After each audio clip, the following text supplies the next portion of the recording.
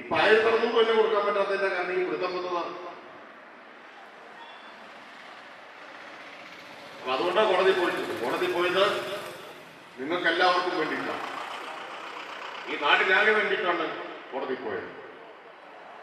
മാത്രമല്ല, ഞാൻ പറഞ്ഞല്ലോ, 1,00,000 കോടിയിലധികം നഷ്ടം വന്നു. ലൈഫ് ലിസ്റ്റിൽ കേരളത്തിൽ ആകെ ഇനി ബാക്കിയുള്ളത് 6 ലക്ഷം പേരാണ്. ഇപ്പോൾ 5 ലക്ഷത്തോളം പേർക്ക് വീട് കൊടുത്തു. താരതമ്യേന കുറവാണ്. കേരളത്തിൽ ആകെ 6 ലക്ഷം പേരുണ്ട്. 6 ലക്ഷം പേർക്ക് 4 ലക്ഷം രൂപ വെച്ച് കൊടുക്കണമെങ്കിൽ എത്ര വേണമെന്നറിയോ? 24,000 കോടി വേണം. 24,000 കോടി വലിയ തുകയാണ്.